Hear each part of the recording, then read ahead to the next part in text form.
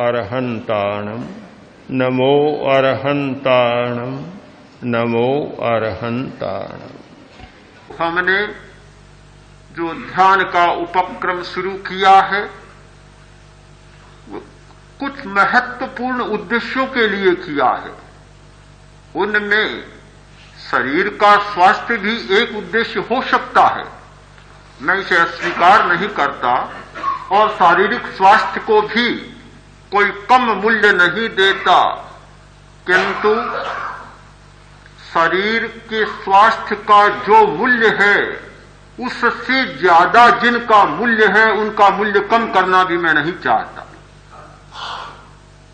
सबसे बड़ा मूल्य है अपने अस्तित्व का बोध। जिस व्यक्ति को अपने अस्तित्व का बोध जब तक नहीं होता तब तक ये स्वास्थ्य का प्रश्न भी जटिल बना का बना रहेगा। हम इस बात को न भूलें कि स्वास्थ्य के पीछे केवल परिस्थिति, मौसम, कोरे ये कीटाणु जर्म्स ये ही नहीं होते हैं। केवल मन का ही प्रश्न नहीं है, स्वास्थ्य का प्रश्न बहुत गहरे में जुड़ा हुआ होता है। और जब तक जो व्यक्ति अपने अस्तित्व को उपलब्ध नहीं होता तब तक स्वास्थ्य की समस्या को भी नहीं सुलझा सकता। ये सारी बीमारियां हमारे मिथ्या दृष्टिकोण के कारण आते हैं। मिथ्या दृष्टि जब तक समाप्त नहीं होती हमारे जीवन के दुख समाप्त नहीं हो सकते। दुखों को समाप्त करने का एकमात्र साधन है सच्चाई, सत्य को उपलब्ध होना। सत्यम इनमेव निगंथम पावेणम सत्यम, यह सत्य है। और जब सत्य उपलब्ध होता है तो प्रक्रिया होते होते अंत में आता है उसका फलित, सब दुख पहीनमग्गम, सब दुख समाप्त हो जाते हैं। आज तक दुनिया में जिन व्यक्तियों ने दुखों को समाप्त किया उन लोगों ने किया जिन्होंने सत्य को उपलब्ध किया। जिन्हें सत्य उपलब्ध नहीं हुआ उनके दुख समाप्त नहीं हो सकते। हो सकता है कि एक बार पत्तों को तोड़ ले, फूलों को तोड़ ले और मान ले कि बात समाप्त हो गई, किंतु केवल पत्तों और फूलों और फलों को तोड़ने मात्र से बात समाप्त नहीं होती, कथा निश्शेष नहीं होती, बात अधूरी की अधूरी रह जाती है। वह समाप्त हो सकती है जड़ को समाप्त करने से। हम जड़ तक पहुंचते ही नहीं तो जड़ को समाप्त करने की बात ही हमारे सामने प्राप्त नहीं होती। हम जड़ की बात नहीं करते, केवल पत्तों की बात करते हैं, केवल ऊपर की व्याख्या करते हैं, जो दिख रहा है उसकी व्याख्या करते हैं, जड़ की व्याख्या नहीं करते। दुनिया में इसीलिए बहुत सारी समस्याएं पलती हैं कि मनुष्य ध्वज होना चाहता है, नीम का पत्थर बनना नहीं चाहता। मनुष्य पत्तों को देखता है, जड़ को नहीं देखता, और जब तक जड़ को नहीं देखा जाता, नींव के पत्थर को नहीं देखा जा सकता, तब तक समस्या का समाधान कभी संभव नहीं हो सकता। जो समस्या है मूलभूत वह है अस्तित्व की समस्या, जहां से कि यह सब कुछ आ रहा है। रोग एक दुख है, मानता हूं, अस्वास्थ्य दुख है, जन्म भी एक दुख है और मौत भी दुख है। जन्म उतना दुख नहीं, मौत उतना दुख नहीं, रोग भी उतना दुख नहीं जितना दुख मरने का भय और रोग का भय है। मरने का भय जितना दुख है उतना मरना दुख नहीं है। रोग का भय जो दुख है उतना रोग दुख नहीं है। हम एक प्रकार के अज्ञात भय से जाने अनजाने, जागते सोते इस प्रकार मन में भय को पाल लेते हैं और वह भय हमें निरंतर सताता रहता है। आप किसी घटना को लें, कोई भी घटना, दुनिया की बड़ी से बड़ी घटना, और उस घटना के साथ अपने मन को न जोड़ें, संवेदन को न जोड़ें, कोई दुख नहीं होगा। बहुत प्रसिद्ध कहानी है, किंतु इतनी मार्मिक है कि पिता पुत्र की खोज के लिए जा रहा था। बहुत समय हो गया, मिला नहीं, और इधर पुत्र भी पिता की खोज में निकला।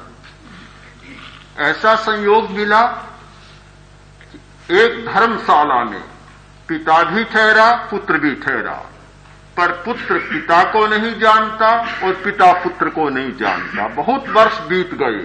पुराने जमाने की बात, जब लंबी लंबी यात्राएं होती थी, 12 वर्ष तक जो विदेश कमाने के लिए चला गया, 12 वर्ष तक की यात्रा के बाद फिर लौटता। 12 वर्ष में पुत्र बड़ा हो गया, पिता को पता नहीं मेरा पुत्र कौन सा है। संयोग मिला कि रात को सोते सोते पुत्र के पेट में भयंकर पीड़ा पैदा हो,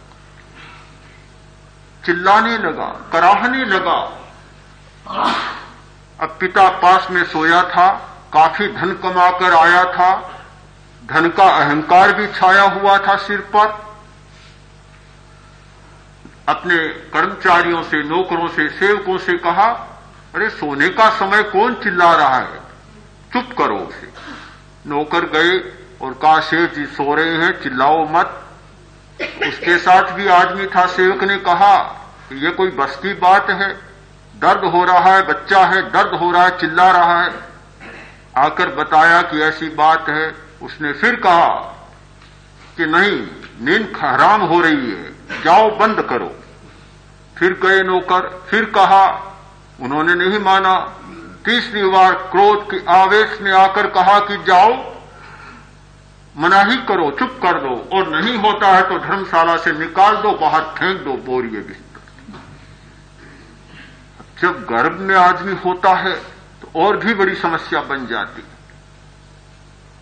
आदमी आए और डांटा, नहीं माना तो उसे निकालकर और बाहर फेंक दिया। बच्चे को भी बाहर ले गए। संयोग ऐसा मिला कि बहुत भारी वेदना हुई, बहुत कष्ट हुआ और प्राण चले गए। शांत हो गया, सब कुछ शांत।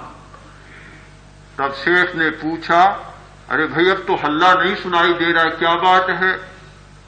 नौकरों ने कहा, हल्ला सदा के लिए समाप्त हो गए, अब कोई कोलाहल नहीं होगा। क्या हुआ कि वह मर गया।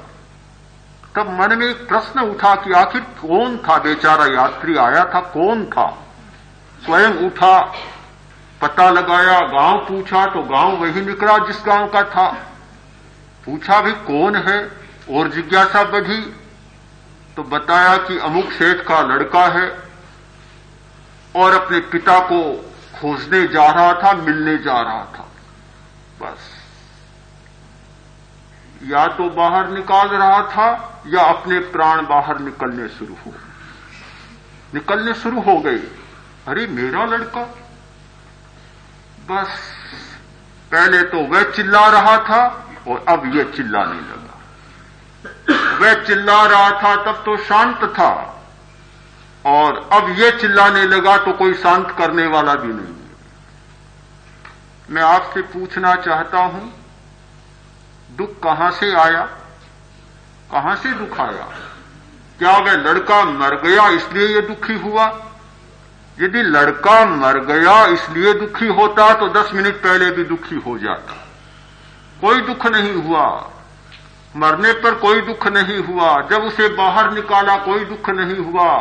एक छोटा बच्चा अपने पेट की पीड़ा से कराह रहा था, कोई सहानुभूति नहीं, कोई संवेदना नहीं, कोई सहयोग नहीं, सहयोग की भावना नहीं, केवल अपने अहंकार का एक प्रदर्शन कर रहा था और उसे बाहर निकाल रहा था और सोच रहा था कि मेरी नींद खराब न हो जाए। किंतु जैसे ही पता चला कि यह मेरा लड़का है। एक साथ दुख का पहाड़ टूट पड़ा। ऐसा क्यों होता है कि जब घटना के साथ मन जुड़ता है, घटना के साथ मन जुड़ता है और प्रियता या अप्रियता की अनुभूति, प्रियता और अप्रियता का संवेदन जुड़ता है, अकस्मात सुख या दुख का अनुभव होने लग जाता है। यह सुख और दुख का अनुभव पदार्थ से नहीं होता, किसी घटना से नहीं होता। सुख और दुख का अनुभव होता है घटना के साथ मन के जुड़ने से, संवेदन का घटना के साथ योग होने से।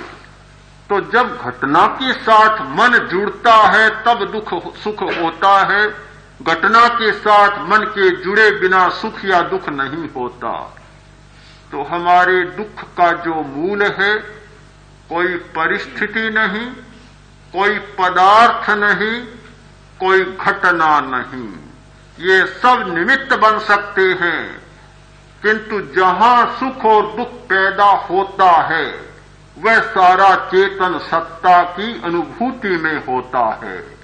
हमने क्या किया? अनुभूति को निकाल दिया, केवल परिस्थितिवाद, केवल घटना चक्र और केवल पदार्थ पर सब आरोपित कर दिया। यह मिथ्या दृष्टि जब तक समाप्त नहीं होती, दुख के कारणों को समाप्त नहीं किया जा सकता, दुख के उपादान को समाप्त नहीं किया जा सकता, दुख की जड़ का उन्मूलन नहीं किया जा सकता।